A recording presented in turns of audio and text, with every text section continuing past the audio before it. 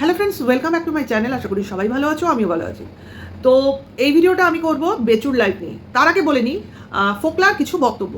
তো ফোকলা তার লাইফে জানিয়েছে সে টিনার এগেনস্টে যা যা তার কাছে প্রুফ আছে সেটা সে কোনো পুলিশ প্রশাসন বা কোনো ম্যাডাম অমুক তমুক কারোর হাতেই তুলে দেবে না।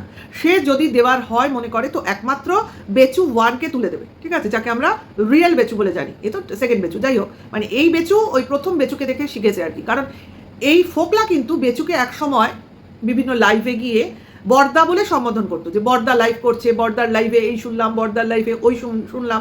তার মানে অ্যাকচুয়ালি বেচু হলো বর্দা আর এই ফোকলা হলো ছোট ভাই, মানে বেচুর ছোট ভাই, ঠিক আছে। তো এভাবেও তোমরা আর কি বুঝতে পারো। তো সেখানে সে বলেছে বেচু যদি বর্দা যদি ছোটদা অর্থাৎ ছোট ভাইয়ের সঙ্গে ফোকলার সঙ্গে যোগাযোগ করে তাহলেই একমাত্র ফোকলা যা সমস্ত এভিডেন্স আছে সমস্ত বেচুর হাতে তুলে দেবে, যেগুলো কিনা বেচুর কাজে লাগবে, এবং সেটা সে তুলে দেবে একটাই শর্তে, যাতে বেচু সেই প্রুফগুলোকে নিয়ে টিনুকে জেলে ঢোকাতে পারে, অর্থাৎ জেল খাটাতে পারে। কি ভালোবাসার নমুনা!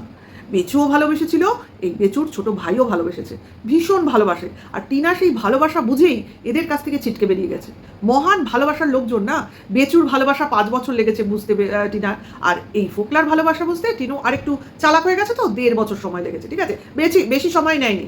এরপরে যদি টিনা আবারও ট্রাই করতে যায়, অ্যাকচুয়ালি ও কারোর ভালোবাসা বুঝতেই পারবে না, এবং বুঝলেও হয়তো একদিনেই বুঝে যাবে, আমার যা মনে হয়। কারণ প্রত্যেকটা মানুষেরই তো ভালোবাসা চায়, উইদাউট ভালোবাসাটা কেউ আর কি বাঁচতে পারে না, তাই না? ঘৃণা নিয়ে কে বাঁচতে পারে? সেখানে কেউ যদি দুটো মিষ্টি কথা বলে, এবার তার সাথে যদি আমি দুটো মিষ্টি কথা বলি, এবার সেই কথোপকথন নিয়ে যদি কেউ সেটাকে নোংরা আখ্যা দেয়, তো সেটা তাদের দেখার দৃষ্টিভঙ্গি, ঠিক আছে। কাজে এখানে আমি কি করলাম, আমি কিভাবে নিজেকে সেভ করলাম, আমার নিজের স্ট্যান্ড পয়েন্ট, আমার নিজের ফিলিংস, আমার নিজের দৃষ্টিভঙ্গি এবং আমার ভবিষ্যৎ পরিকল্পনা সবই কিন্তু আমার। কাজে রিস্কটাও আমার, এর জন্য অন্য কেউ দায়ী থাকবে না বা অন্য কাউকে আমি দায়ী করবও না। সেখানে টিনা বা টিনুর পক্ষ থেকে কোনো কিছু আসছে না, শুধুমাত্র এই ফোকলা হেদিয়ে মরছে। কেন মরছে? তাতে কি ফোকলার টিনু চলে যাওয়াতে যদি কিছু যায় না আসে, তাহলে তো ফোকলা নিজের রাস্তা নিজে দেখতো।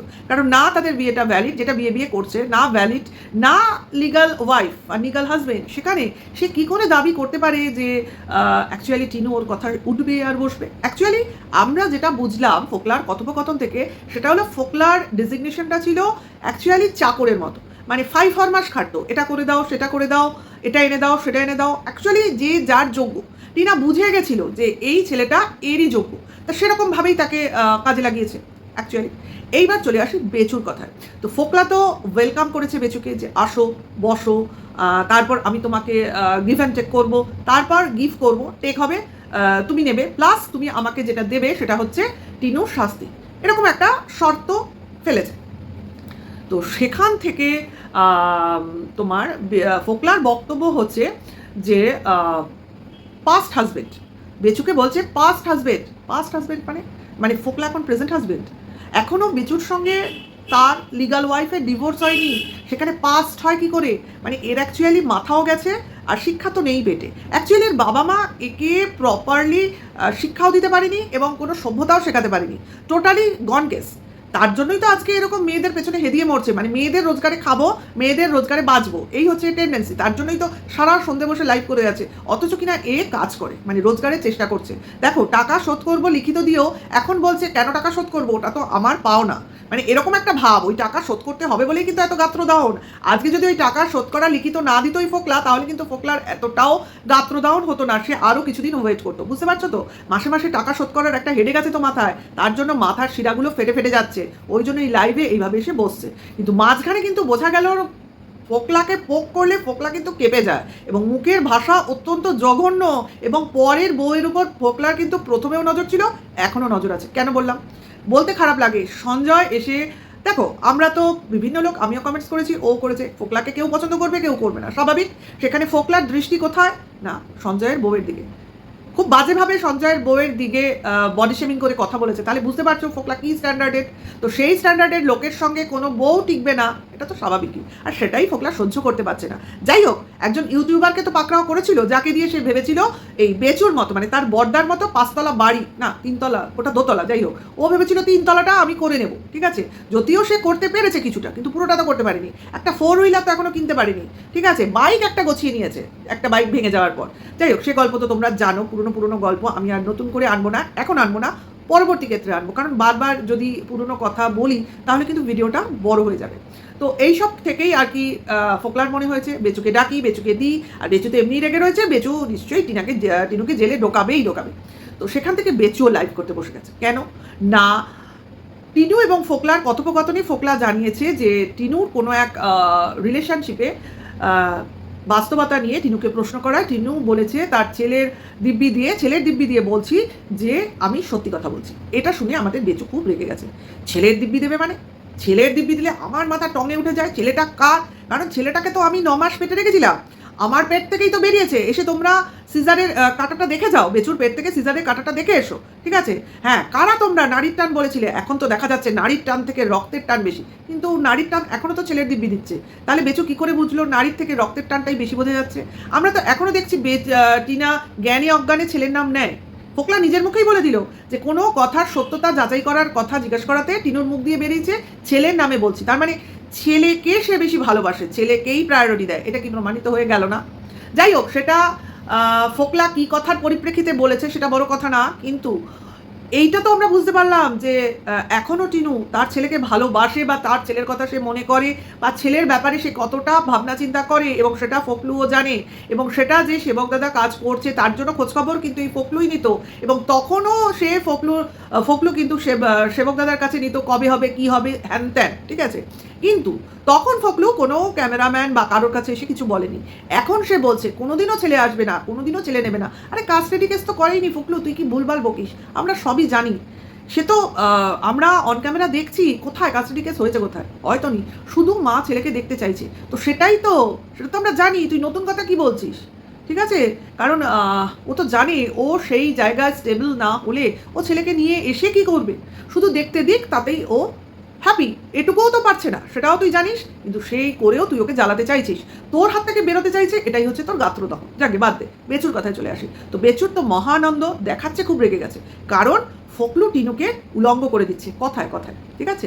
সে এতদিন উলঙ্গ করেছে, নিজের খোয়াইশ পুরো মিটিয়ে নিয়েছে, এখন ফোকলু করছে, সেটা দেখে কিন্তু তার আরও ভালো লাগছে। অর্থাৎ নিজের যেগুলো রাগ ছিল সেগুলো আবার নতুন করে মনে পড়ছে, এবং সেই রাগ নিয়ে লাইভে চলে এসছে, এসে আমাদের খোঁজ করছে। কারা, কোথায় কোথায় ওই অন্ধভক্তরা কোথায়? আরে আমরা ছিলাম, তুই আমাদের দেখতে পাসনি। মানে আমরা কমেন্টস করতে চাইনি। কেন করতে চাইনি? কারণ চেয়েছি একদিনের রাজা তুই হ, একদিনের সুখ তুই ভোগ কর, একদিনের আনন্দ তুই পা, আর তুই যে সেরা বাবা সেই তকমাটা নিয়ে তুই আনন্দ পা। কিন্তু সেটা তো কথা নয়। তুই এইসব বললে বা এসব দেখালেও তুই একাই তো জন্মদাতা হয়ে যাবি না। জন্মদাত্রীর একটা জায়গা অলওয়েজ আছে, ঠিক আছে। এইসব কথা বা কারোর কথায় তুই নিজের দুষ্কর্মগুলো ভুলে যাস কী করে? দেখ, মনে করাতে পারতাম, লাইভ দেখেছি, লাইভে গিয়ে প্রতিটা কথা তোকে মনে করিয়ে দিতে পারতাম, কিন্তু এইটুকু কৃতজ্ঞতা তুই বোধ কর যে আজকের আনন্দটা তোকে আমরা পেতে দিয়েছি। যে একদিনের আনন্দ তো পা। রোজই দুশ্চিন্তায় ভুগিস, রোজই ভিউজ কম, রোজই ইনকামের চিন্তা, একটা ঘরে তোকে শুতে হচ্ছে, দেখ 2 ঘরে এসিতে বসতে পারছিস না, শুতে পারছিস না, যে কোনো একটা ঘরে তোদের এখনই গুতোগুতি করতে হচ্ছে। কেন? 2টো ঘরে এসি চালাবে কি করে? তার জন্য। সেই জায়গায় দাঁড়িয়ে মনে হয়েছে না তুই একদিনের আনন্দ পা, সেই জন্য তোর কমেন্টস বক্সে গিয়ে তোকে কোনোভাবে ডিস্টার্ব করতে চাইনি। পা না, একদিনের আনন্দ পা। আরে চাকা তো ঘুরতেই থাকে, তুই তো বলেছিস ভাগ্যের চাকা কোনো জায়গায় এসে তো স্টপ করবে না, ঘুরতেই থাকবে। আজ এখানেই তো কাল ওখানে, কাল এই কোর্টে বল তো কাল ওই কোর্টে বল। তো এইরকম ধাক্কা সবাইকেই সামলাতে হয়। আজকে তোর ফরে বা তোর কোর্টে বল এসছে বলে এমন নয় অন্য কোর্টে বল যাবে না, হতেও তো পারে, কে বলতে পারে। ভাগ্যের চাকা ঘুরছে রে ভাই, ঘুরছে। তো সেই জায়গা থেকে তোর আনন্দটা আজকে আমরা তোকে উপভোগ করতে দিয়েছি। কিন্তু এটাও তো সত্যি যে তুইও কিছু কম ছিলিস না, তোর কার্তু তো কিছু কম ছিল না, তুইও কম ইগনোর করিসনি টিনুকে, করেছিস তো? নাহলে একটা বউ কেন তোকে ছেড়ে যাবে? তোর এত ঐশ্বর্য, তোর এত বৈভব, তোর এত গ্ল্যামার, হ্যাঁ, তোর এত মানে জমিদারি ভাব, তোর বাবা মা এত ভালো, সবই ভালো, তো বউ কেন চলে গেল? এইটা তো চিন্তার বিষয়, তাই না? বিশেষ করে ছেলেটাকে এখানে রেখে দিয়ে, অথচ ছেলের জন্য বিভিন্ন কাজ তুই করে মরছিস, অথচ ছেলে সে চায় না। হ্যাঁ, রিভেঞ্জ মেটানোর জন্য বা যেই মেটানোর জন্যই হোক না কেন, টিনা তো প্রথম দিকে নিজের মুখেই বলেছে, সে প্রথমে ভেবেছে ছেলে যখন বাবার কাছে আছে, ছেলেরও ওই সম্পত্তিতে অধিকার আছে, এই ভেবেই ছেলেকে তোর কাছে রেখে এসছে। প্রথমে নিয়ে আসবে ভেবে থাকলেও না, ওখানে আছে থাক, আগে নিজের জায়গাটা ও ঠিক করে নিক, তারপর চিন্তা করবে। ঠিক আছে, ডিভোর্স নেবার পর চিন্তা করবে। কিন্তু ও কখনোই বলেনি যে বাবার কাছ থেকে কেড়ে নিয়ে আসবো, বাবাকে দেখতে দেবো না, এটা বলেনি। তোর মতো স্বার্থপরও নয়। ও চেয়েছে ছেলেটা তার পরিবারকে চিনুক, এমন তার সঙ্গে এটাও চেয়েছে ছেলেটা তার মাকেও চিনুক। মাটা ওখানে থাকতে পারেনি, সেটা তার দুর্ভাগ্য, ধরে নিলাম। দুর্ভাগ্য কি সুভাগ্য সেটা তো ভবিষ্যৎ বলবে। তো এখন দুর্ভাগ্য বোঝা যাচ্ছে, তাই দুর্ভাগ্য বলছি। কারণ তোর কাছ থেকে বেরিয়ে গিয়ে আরেক মানে শয়তানের কাছে গিয়ে পড়েছে। যাই হোক, তার কাছ থেকেও বেরিয়ে গেছে, এবার সে তোকে দেখে রিভেঞ্জ মেটাচ্ছে। দেখ, তুই যা যা করেছিস, আমরা বলেছিলাম আজকে বেচু যা যা করছে নিজের বউকে বেচে, এটা কিন্তু ওয়াইটিতে একটা কুপ্রভাব ফেলবে। অর্থাৎ বউ বেরিয়ে গেলে বা বউ কোনো হাজব্যান্ডের সঙ্গে না থাকতে পারলে একটা মানসিক অশান্তি হলেও বা অন্য কোনো অশান্তি হলেও, যে তার স্বামী সেই স্ত্রীর সেই অন্যায়গুলোকে সামনে এনে নোংরাভাবে তাকে নিয়ে কন্ট্রোভার্সি করে টাকা ইনকাম করতে চাইবে ছেলের অসহায়তা দেখিয়ে, তো এইটা কিন্তু ওয়াইটিতে একটা কুপ্রভাব ফেলবে। অর্থাৎ কিছু লোক এখান থেকে তোর কাছ থেকে শিক্ষা নেবে এবং তোর দেখানো পথেই চলতে থাকবে। দেখ, আজকে বললাম কথা, আজকে প্রমাণিত, একেবারে ফোকলা তোর পথে চলতে চাইছে। ঠিক সেভাবে তুই যেভাবে বেঁচেছিস, ও সেভাবে চ্যানেল খুলে, নতুন চ্যানেল খুলে গ্রো করে এগিয়ে যেতে চাইছে। কারণ ও জানে এইভাবে পয়সা রোজগার হয়, এইভাবে লোকজন বেশি দেখে। আজকে কত তাড়াতাড়ি চ্যানেল গ্রো হয়ে যাচ্ছে কে বলতে পারে। এই বেচতে বেচতে বেচতে বেচতে আজকে ফোকলাও সেই জায়গায় চলে যাবে না তোর দেখানো পথের দ্বারাই। বলেছিলাম কিন্তু, কাজে এই যে জিনিসগুলো হচ্ছে ওয়াইটিতে একদম ওপেন প্ল্যাটফর্মে, একদম ঝাড়া হাত পায়, এগুলো কিন্তু সমাজের প্রতিটা স্তরে লোককে, মানে যারা আর কি অলস, যারা কিনা খাটতে চায় না, যেসব ছেলেরা মেয়েরা, তারা এইসব রাস্তাই অবলম্বন করবে এবং মানে অনায়াস ইনকামকে ভালোবেসে নেবে। তাতে তাদের ক্যারেক্টার খারাপ হোক ভালো হোক হয়ে গেল, হাতে তো লাখ লাখ টাকা এসে পড়বে এবং সেটা দিয়ে আয়েস আরাম করে দিন কাটাতে পারবে। কারণ তারা জানে আজকে যদি হাতে পয়সা থাকে, দুদিন পর আমি ইউটিউবে না থাকলে কে আমায় মনে রাখবে, কোন মূল্যকে আমি পড়ে আছি, লোকে কি আমায় চেনে না জানে, দুদিন পর আমার চেহারাও হয়তো পরিবর্তন হয়ে যাবে। কারণ বয়সের সঙ্গে সঙ্গে মানুষের চেহারায় প্রলেপ পড়ে। কাজে যেটা প্রয়োজন সেটা হলো পয়সা। তো এই পয়সাটা যদি একবার আমি রোজগার করে ফেলতে পারি, তো ডোন্ট কেয়ার, দুনিয়া যায় ভারমে, আমি তো সেরা, এটা তো প্রমাণিত। তাই তো তো বেচুর আজকে মহা আনন্দ, ছেলে তার, ছেলে সে মানুষ করবে, কেউ যেন আর না বলে ছেলে অন্য কারো। ভাই এখনো বলবো, তোর আনন্দ পাওয়ার পর তোর একার ছেলে নয়, এটা টিনারও ছেলে। তোর একার ছেলে তুই এভিডেভিট করে আগে নিজের করে নে, যদি পারমিশন পাস। দেখ করতে পারিস নাকি, তার জন্য অনেক কিছু জমা দিতে হয়, যাই হোক মুখে আনতে চাইছি না। তুই সেগুলো করে আমাদের দেখা, দেখো আমার একার ছেলে, বাবা মার জায়গায় শুধু আমারই নাম, দেন আমরা অ্যাকসেপ্টেবল, আমাদের কাছে অ্যাকসেপ্টেবল, আমরা অ্যাকসেপ্ট করে নেব। আরে মার জায়গায় চিরকাল টিনুর নাম তোকে লিখতে হবে, যতদিন টিনু আছে। ঠিক আছে, কাজে এই আনন্দটা তুই কোনোদিনও পাবি না। আর তোর বাবা মাকে তুই সেরা বলতে চাইছিস, পাড়ার লোকজন বলে না অমুক করে, তোর পাড়ার লোকই বলেছে তোর বাবা মার মতো ঝগড়ুটে দুটো নেই। তোর পাড়ার লোকই বলেছে এক সময়, আরে ওই পাল্টি বিষয় বলেছে তোর বাবা কি মন্টুদা, তাই তো নাম, হ্যাঁ, সে নাকি ভাঙা বাড়িতে পড়ে থাকে, তোর মার কারোর সাথে কোনো রিলেশন আছে, যদিও তার প্রমাণ আমরা কোনো পাইনি, এগুলো তোর পাড়ার লোকই বলেছে। তাহলে আজকে কোন বড় মুখ করে বলতে আসিস আমার বাবা মা সেরা? তোর বাবা মার তো প্রথমেই দোষ, নিজের মেয়েকে নিজের কাছে রাখতে পারিনি, নিজের মেয়েকে নিজের কাছে রাখতে পারিনি, যদি বা ধরে নিই নিজের মেয়ের সঙ্গে সম্পর্ক ঠিক রাখতে পারিনি, এতটাই স্বার্থপর তারা। আবার বলিস আমার বাবা মা সেরা, তুই কোথাকার মানে বিশাল মহান পুরুষ এসছিস রে, কাপুরুষের বাচ্চা। যাই হোক, আবার বলছে কি যারা যারা আমাকে বলেছে তারা যদি নিজেদের অন্যায় স্বীকার না করে, ভগবান তাদের দেখে নেবে। আরে ভগবান দেখে নেবে, অন্যায় কি, তোকে সঠিক চিনেছি, সেটাই হচ্ছে আমাদের, মানে কি বলবো, আমাদের চোখ দিয়েছিল ভগবান, যে তোর যে আসল চরিত্র সেটা আমরা বুঝতে পেরেছি। হ্যাঁ, বলতে পারি একটা, যে তুইও ভালো না, আর টিনাও যে কাজগুলো করেছে, যেগুলো আমাদের সামনে এখনো প্রুফ আসেনি, শুধু গল্পের আকারে আসছে, সেটাও ভালো না। কিন্তু সেটাও করেছে কিনা বা আদৌ ওর এই দোষগুলো হয়েছে কিনা সেটার তো প্রুফ আসতে হবে। হ্যাঁ, ফোকলার সঙ্গে যে রিলেশনটার মধ্যেও যেতে চেয়েছিল সেটা ওর ঠিক হয়নি, এবং সেটাও নিজেই স্বীকার করেছে ওর ভুলটা। সেখানে ওর দোষটা কোথায়? নিজের ভুল যে নিজে স্বীকার করে তাকে আর কি দোষ দেবো?